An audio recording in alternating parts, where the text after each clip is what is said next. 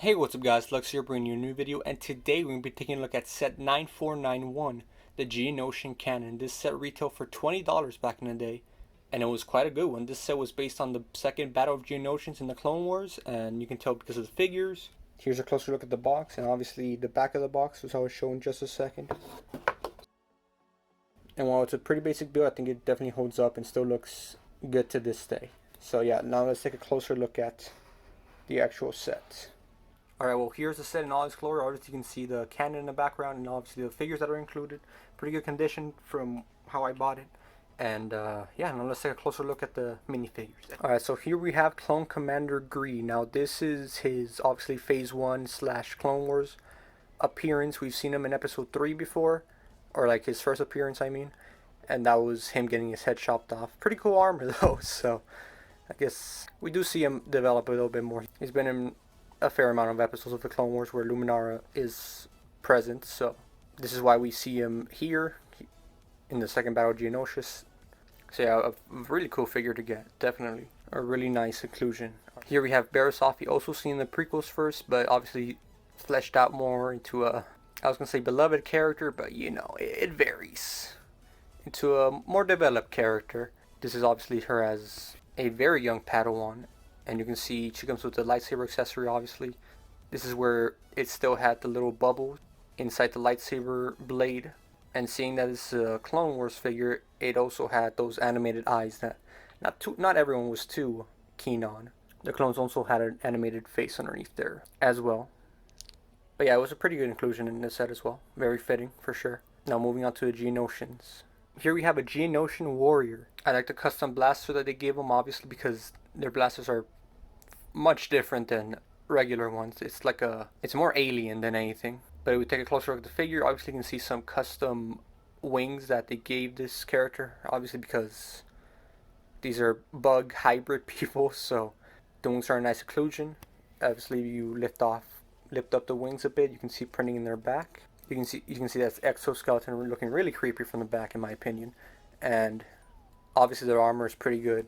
In this show and the movies, they're pretty skinny from the waist or chest, so that's why you can see that they gave them that curve in the printing right there. The necklace looks pretty good as well, and yeah, overall, really good figure. Not to mention the head mold and printing is very spot on as well. Alright, moving on. Last but not least, here we have the zombie Geonosian. Now, this character really only appeared in one episode of the Clone Wars, but it was a real good one for sure. As you can see, he has a similar printing, obviously just a lot more grayed out and I guess muted colors, obviously because he's dead at this point, or undead being a zombie. You can also see they have different wings. They're grayed out and have rips in them to indicate, you know, that they were dead at one point. I like how the gold printing on the necklace and the waist stands out a lot more on this figure because obviously it's really bright colors on a very muted surface, so it gives a very nice contrast. You can see the printing on the face. It's a little bit different as well. Dead eyes pretty much, but it's using the same mold, just in a different color. It's the same weapon as the Warrior Geonosian, and yeah, overall a really good figure as well to get. Alright, now moving on to the build. Alright, here we have the Geonosian cannon, obviously very prominent in the Clone Wars. Whenever Geonosians were involved, you see this type of weapon being used. Fairly effective, might I add. And I think they replicated it pretty well here. Obviously this is very reminiscent and similar to the guns that they carry around, shooting similar projectiles in the green laser form. Obviously you have a little driver's seat or control panel, I mean, where the Geonosian warrior can obviously man this. There's an anti-personnel and vehicle cannon, so it has that variety. Obviously it's built up pretty well using all these circular plates, even some in here flipped around to give a little bit more detail. It has technic structure in the cannon and on the side legs to give it that little bit of versatility of making it look up and down. And it also has some hidden flick fire missiles you can access very easily just from if you push down on these little piston-like structures. They can go out flying. Obviously you have to put a good bit of force if you want them to actually fly, but they do the job well.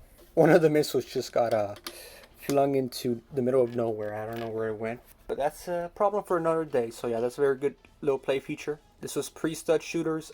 What a time. So flick fire missiles were definitely a pretty prominent play feature in most smaller playsets such as this one. But yeah, that's pretty much the whole set and what it includes. Very nice set, especially for the figures at the time. You can argue that with only 132 pieces, it might have been overpriced, but for me, it was very well priced, especially for the newer figures you were getting here. Definitely a very standout set from the era. But yeah, guys, that's pretty much it. I hope you guys enjoyed. Subscribe if you're new, and I'll see you next time. Goodbye.